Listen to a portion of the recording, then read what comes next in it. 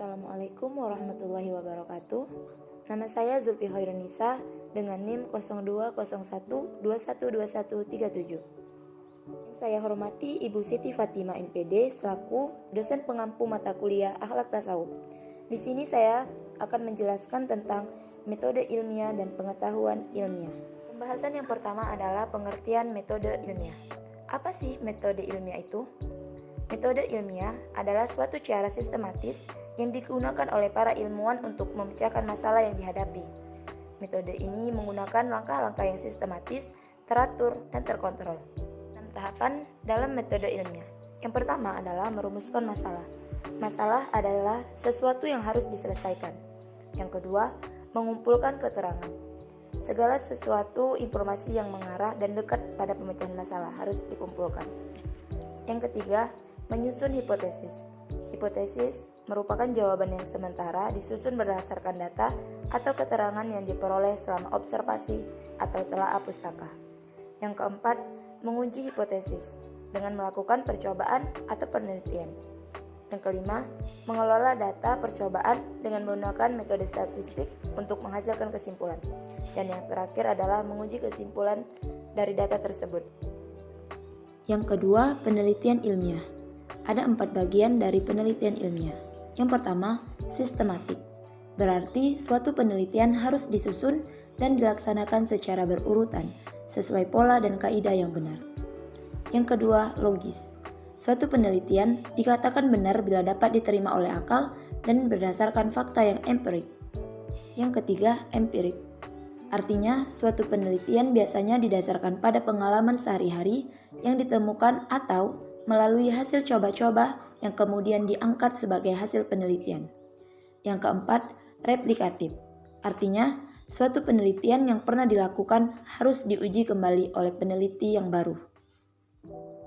Yang ketiga, langkah-langkah metode ilmiah. Ada 5 tahapan dari langkah-langkah ini. Yang pertama, penetapan masalah. Metode ilmiah mempunyai 2 tujuan, yaitu menata data hasil penemuan dan menghasilkan penemuan-penemuan yang baru, berupa teori baru yang teruji kebenaran ilmiahnya dalam rangka pemecahan suatu masalah melalui penelitian dengan metode tertentu. Yang kedua, menyusun kerangka pemikiran dan premis-premis. Dalam menyusun kerangka ini, dapat menggunakan teori demi teori yang teruji ketahanan kebenaran ilmiahnya, tetapi yang digunakan yang paling efektif dan yang relevan dan yang masih berlaku. Yang ketiga, perumusan hipotesis. Fungsi khusus dari hipotesis adalah sebagai hipotesis berupa perumusan eksplisit dan sederhana yang bersifat deklaratif tentang apa yang diantisipasinya sebagai jawaban tentatif terhadap masalah yang digarap. Yang keempat, pengujian hipotesis. Pengujian hipotesis merupakan tindak lanjut dan konsekuensi logis dari fungsi dan peran hipotesis. Setelah pengujian hipotesis, maka data hasil penelitian dianalisis dan diinterpretasi. Kemudian dikelompokkan mana yang mendukung dan mana yang tidak mendukung dari hipotesis itu. Yang kelima, penarikan kesimpulan. Dalam hipotesis yang diterima adalah dukungan fakta yang koheren, memberikan kelayakan inferensi ilmiah berupa kesimpulan umum. Setelah penarikan kesimpulan dilakukan, maka berakhirlah proses penelitian beserta langkah-langkah metode penelitiannya. Yang keempat ada pengertian pengetahuan ilmiah. Pengetahuan atau knowledge adalah sesuatu yang diketahui langsung dari pengalaman berdasarkan panca indera dan diolah oleh akal budi secara spontan. Jadi pengetahuan ilmiah adalah hasil serapan dari indera dan pemikiran rasional yang terbuka terhadap pengujiannya. Ada siklus ilmu. Siklus ilmu ini adalah pola dari aktivitas, pengetahuan, metode, dan ilmu, yang mana saling berkaitan satu sama lain. Mencakupan dari pengetahuan ilmiah. Yang pertama, jenis sasaran.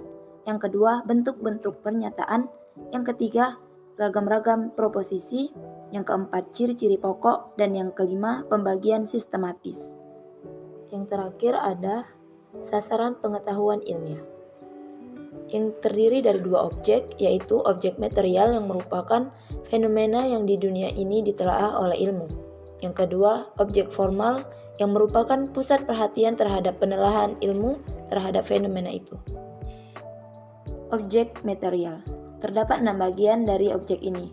Yang pertama, ide abstrak. Yang kedua, benda fisik. Yang ketiga, jasad hidup. Yang keempat, gejala rohani. Yang kelima, peristiwa sosial. Dan yang keenam, proses tanda. Objek formal. Objek formal yang menelaah adalah manusia. Dan 3 cakupan dari yang ditelaah, yaitu biologi, psikologi, dan yang terakhir filsafat kodrati. Sekian dari saya, terima kasih. Wassalamualaikum warahmatullahi wabarakatuh.